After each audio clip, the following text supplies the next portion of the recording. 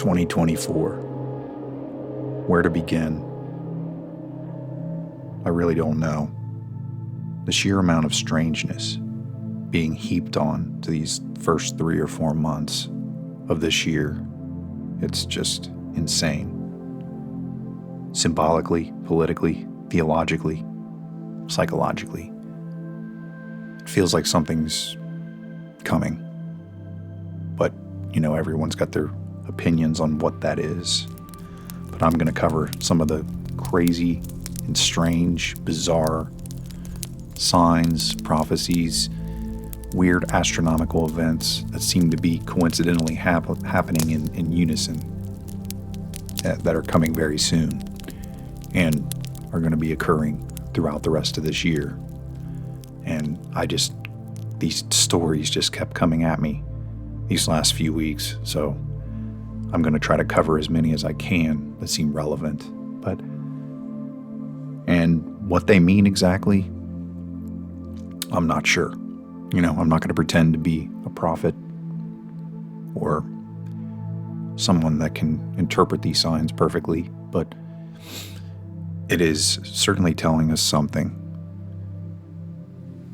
So I will start with the Chinese Zodiac, because 2024 is the year of the dragon. And specifically, according to the Chinese, this is a wood dragon year.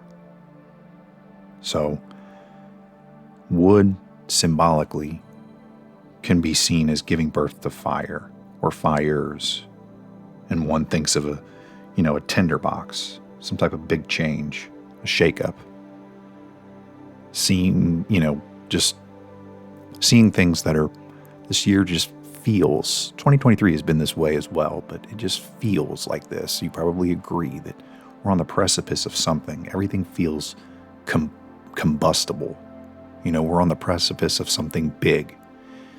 And concerning prophecy and just the way people feel instinctually, something is coming. So that seems to fit pretty appropriately.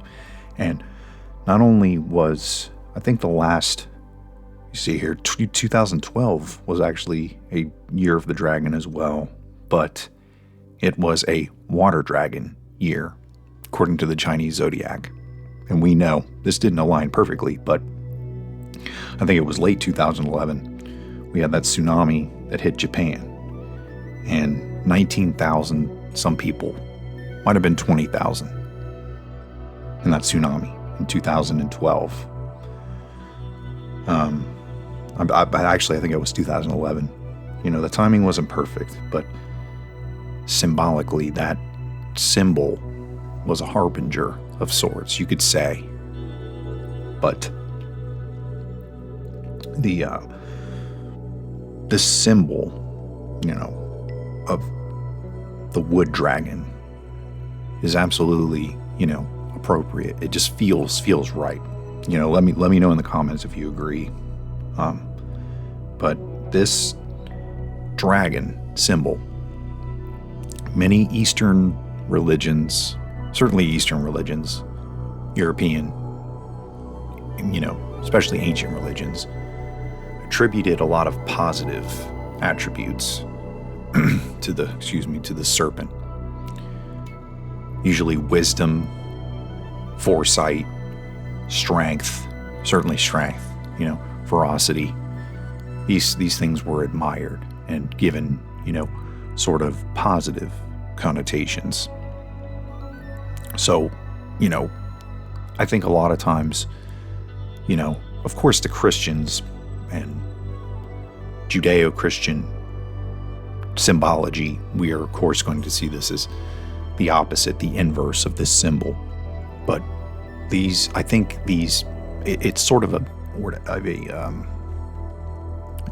don't want to say intentional, but it's a reflection of that.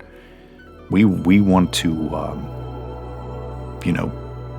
put these negative connotations on it, and these Eastern religions sort of have the inverse.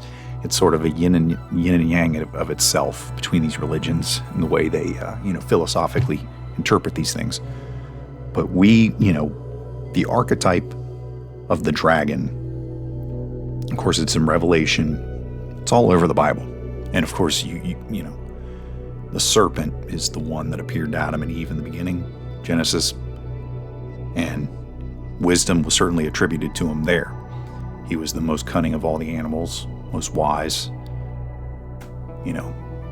We all know the story, but it is a symbol of, it's false wisdom to the Judeo-Christian worldview, I would say, mostly. But we have just universal symbols. I mean, we have the Ouroboros, which is the serpent that eats its tail, and it's a sort of symbolic reference to eternity, cyclical eternity. Things cycling in and out forever. There's all kinds of interpretations. This is another thing I wanted to say, that any symbol you see is going to have multiple interpretations depending on the intent of the person who used the symbol, the context around it, and the times we're living in the culture around it. It's very contextual, dependent on context, and we have to take these things into account. But if you haven't seen my video on the dragon symbol and the ancient gods of chaos, I'm going to link it here, and I will also link it in the description for you, so you can go there and look for it. So on April 8th, we will have this eclipse, this total solar eclipse that will be visible in the United States. A lot of stuff around this. Very, very strange things. I'm going to get into some of this, but I think this is the last one we had was 2017, and it went, sort of, if you see the paths that this one is going to take, and then the one that in 2017, that one took, it's making an X right through the middle of the country. That's a strange thing. There's a lot of talk about these 7 cities. 7 cities named Nineveh. Again, I'm not sure, and I've kind of looked into the credibility of this, and it's sort of a little shaky. Another thing is, I'm going to get into this. I'm going to talk about this a little later, but the conspiracy fatigue is setting in for me, most definitely. I'm seeing this everywhere, and I'm just seeing conspiracies everywhere that a lot of them contradict each other, but I'm going to get into that later. I digress on that for now. But first thing I wanted to bring up, that during this eclipse, I just saw this. I didn't believe it, but I looked it up, and I have this site here, End Times Headlines. NASA program named after serpent deity plans to fire several rockets at the upcoming solar eclipse. So I read somewhere else that it was 3. I think they're going to, here we go. NASA has announced that it will fire 3 scientific sounding rockets into the moon's shadow on Monday, April 8th, during a partial solar eclipse across North America. I'm going to just read this little part right here. In what will be a total solar eclipse for a 150-mile wide path across parts of Mexico, United States, Canada, partial solar eclipse for the entire Americas, the event will see a sudden drop in sunlight, and the space agency's project, atmospheric perturbations around the eclipse path, will investigate how that drop in sunlight temperature affects the Earth's atmosphere, APEP. But they named it after a serpent deity from ancient mythology, Egyptian mythology. Okay, the nemesis of the sun deity Ra. More NASA weirdness.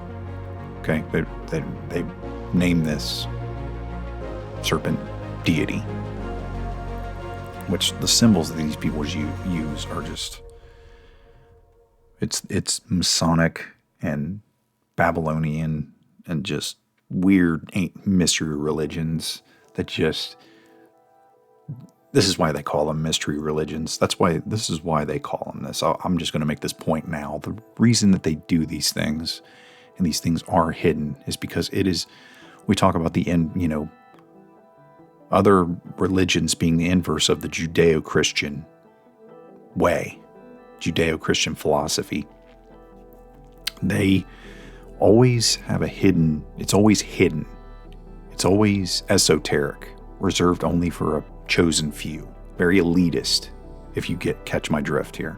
It's just basically finders keepers. We've got the knowledge, the peons don't.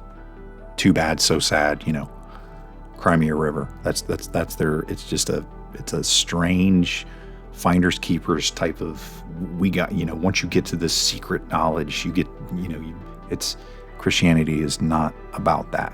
Christianity, Christ spoke of how even a child can understand. And, a lot of times children will understand better than adults in all Christians, generally speaking. So it's for everyone, the true knowledge. If we're talking in terms of true knowledge, what's the true knowledge? We have these mystery religions that think they have it figured out. And if you look at the paths that they're headed down, and that they always head down, and they're always associated with throughout history, it always ends in something like and there's no other word for it, satanic and weird and murderous, genocidal, all this stuff. And it always starts with these types of these ideas, these esoteric ideas that they have, these Messiah complex type of ideas. They say they're going to save the world, but in the same breath, they speak of how they want to, cleanse it. They use these type of terms, but I digress on that. I'm going to get into that a little bit more later. But also, what is happening? We've got the serpent deity rockets that are going to be fired at this. Strange name, they say they're going to study temperature and all this, but we also have this, which is a devil comet. And I'm going to show you, I think they've got some pretty good pictures here. This one is from earth.com. This thing is likely, they're calling it the devil comet, and it's likely to make an appearance during the solar eclipse. And it is a city-sized piece of ice and rock that will make what scientists call a vivid appearance with the naked eye. This thing is going to appear during the eclipse. This thing that appears to have horns.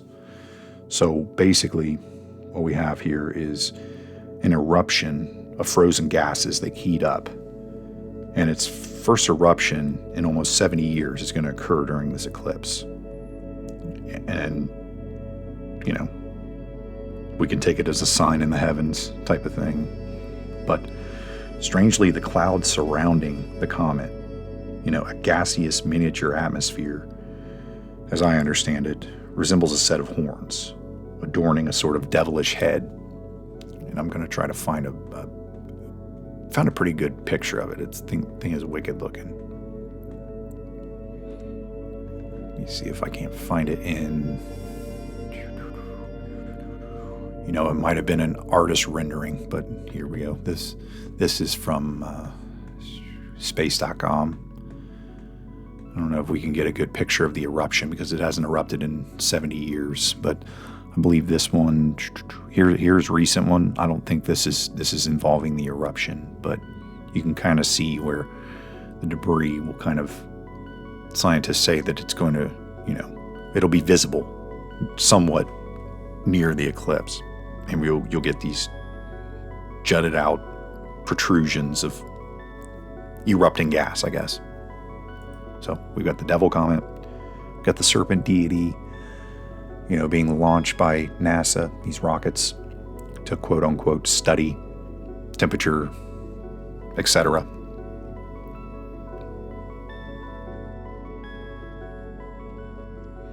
Another strange thing happening is, this came out in an article earlier this month, but kind of flew under the radar for a while, but crazy. This doesn't surprise me, but the fact that they're actually reporting it does surprise me. But this is from CBS News. And it says, what these red cows from Texas have to do with war and peace in the Middle East. And I'm just going to read just a little bit here. When Hamas spokesman Abu Abida, I'm probably butchering that, but began a speech marking the 100th day of the war in Gaza, one confounding yet eye-opening proclamation escaped the headlines, listing the motives for the Palestinian militant group's October 7th massacre in Israel. He accused Jews of bringing red cows to the Holy Land. Okay, and if you have not heard about this, this is part of the red heifer prophecy. I just made a video about this. I'm not going to go into too much detail here, but if you want to watch that video, I'm going to link it here, and it's going to be in the description as well, if you want to find it there. But these are the red heifers, and it is this prophecy that when these are born, they're extremely rare, but when they are born, they sacrifice these animals that look this way, these rare animals, so that they can build the temple. And the temple is essential for end times events that are coming. And if you want to know more about that, watch the video. I encourage you. Like I said, I'll put it I'll link it in the description. You can find it there. But please, I encourage you to go watch that and see what's going on with that. But the fact that prophecy and that, that is being listed as a motive for the actual Hamas attacks is just insane. They're actually people are actually getting are wise to this now, and they're actually reporting it in the news. It's just kind of shocking to me, but I've covered a lot about CERN and the things that go on there, pagan imagery, all kinds of other things going on there. But here's another weird, very weird coincidence. Apparently CERN is going to test the accelerator, the largest particle accelerator in the world, the LHC, Large Hadron Collider, during April's solar eclipse. And this is just, of course they're after we've got the headline here from, get rid of the pop-up, from the Daily Mail, but of course they're after the powers of the universe, the invisible powers of the universe, the building blocks of the early universe, all this, it's very much a Tower of Babel type of symbolic chasing for that Promethean knowledge, that technological one up on, to come out and say it. They want that technological edge against God. I've made videos on this. I'll link some videos on CERN in the comments, or not in the comments, but in the description as well. But my opinion, I'm of the opinion that these people are trying to figure out how they can merge, or not merge, maybe merge isn't the right word, but I guess harness spiritual, physical energy that goes almost beyond the physical. These particle accelerators are creating almost what you would call, I guess you could call it spiritual energy, because they want to craft weapons that can actually do damage in the spirit realm, I think. And they want to open up doorways to this spiritual realm as well. So that is from all of the things that I've seen, there's all kinds of occultic activity going on with this, whether the people that work there are aware of it or not themselves. But this is a test that they're doing. This Hadron 17 mile long Hadron Collider has been down since, I don't know, it's been down for a couple years, I think. They haven't really done any major testing, but they're going to do it during the eclipse. It's just huge coincidence. Very strange.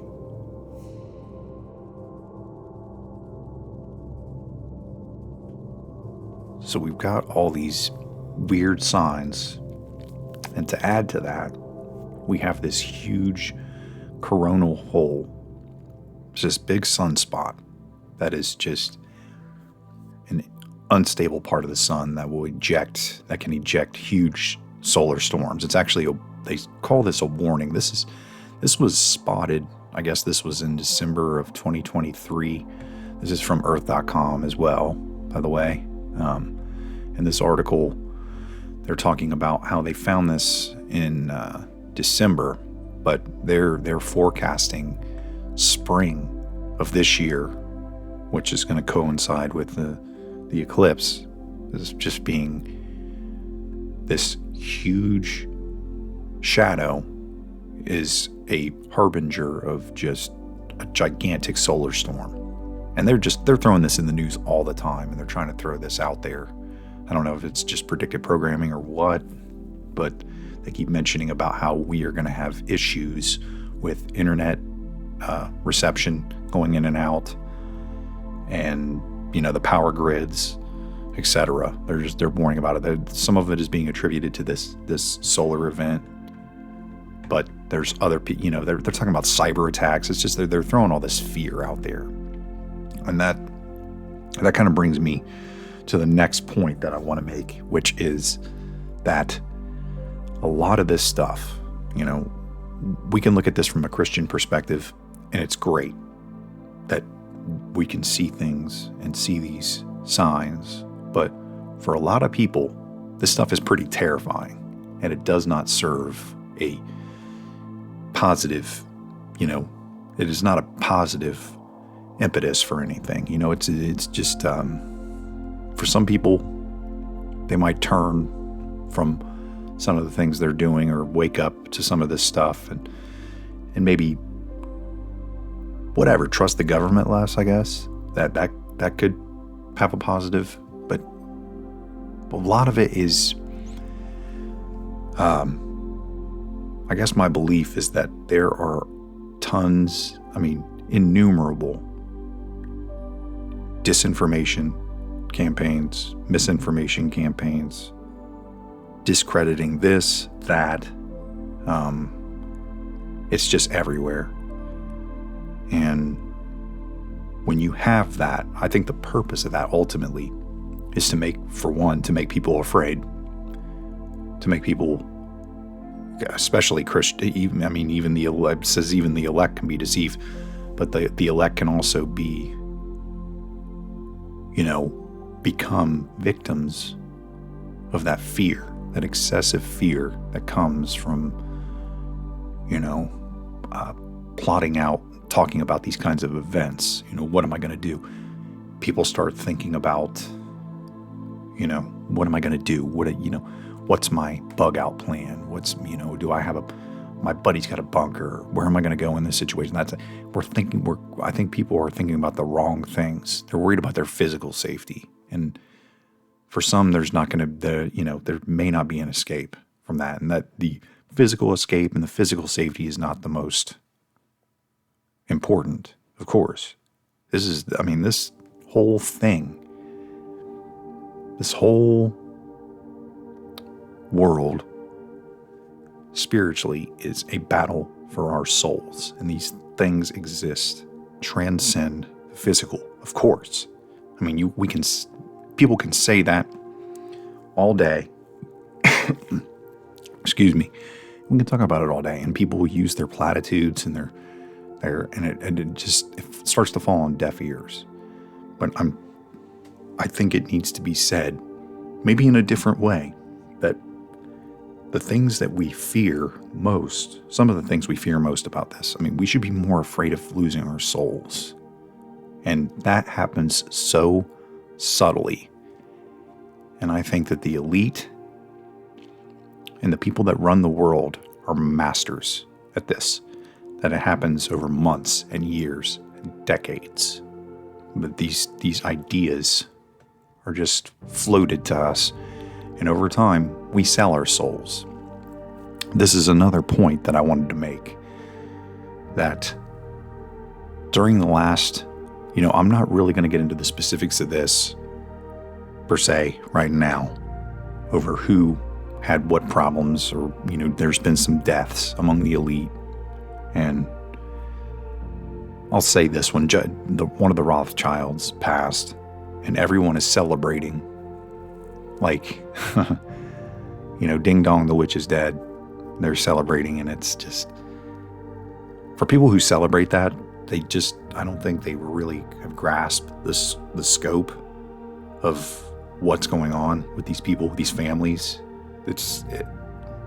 Not only is it not over, it's just that they pass this stuff down to their descendants.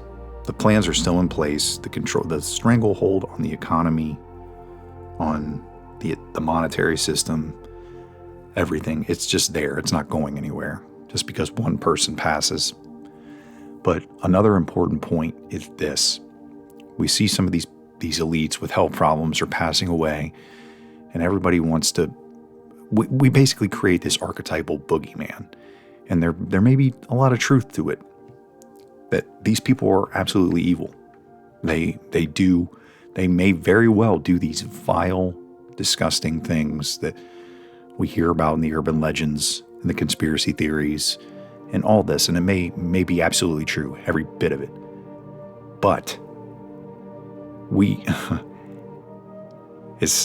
Christ says himself that the road to destruction is wide. Most are going down the same path. If they're headed down a path of destruction, it's not like they're alone. We call them this is not accurate, but we call these people the 1% sometimes, and it's just like, how many are following them on that path? We point at them, and we point the fingers and project onto them, but we can just as easily sell our souls. Okay, it can happen in a much more subtle way. We compromise in small ways, spiritually, all the time. We'll tell lies. We use people for things. Your sins are your sins. This is not a condemnation. This is meant to open your eyes to the fact that we'll put it this way, we're in the same boat with those people. And when everybody wants to create this boogeyman and say, look at that guy, the guy with the big house over the fence, or at the end of town down there. I'm speaking metaphorically. These elites and everything, look at them. They're the evil ones. They're we're kind of going down the path of the Pharisees in that way. And it's not good. Okay. We should be first and foremost concerned with our own sin and our own shortcomings and our own dishonesty and lies and all of our, BS. So when we see that, that's part of the thing that I've sort of, I guess the word would be surmised, I guess, over years of studying this stuff, is that just because you found an evil in someone else, we shouldn't be pointing the finger. That's not the ultimate. That should not be our ultimate goal. Stone the sinner. It should be, there's direct. I can't say it any better than Christ did. Let those among you without sin cast the first stone. The stones were dropped and they walked away. So, but these are just some of the major stories I wanted to cover, and I'm sure there's tons more out there. And if you guys see any, let me know about them in the comments. I'll try to respond and check out some of this stuff. But thank you for hanging out with me for a little while. And I've got tons of stuff coming. And if you haven't seen any of my other videos on this prophecy, mythology, and all this other stuff, click on some of these videos here. And I'll see you guys in the next one.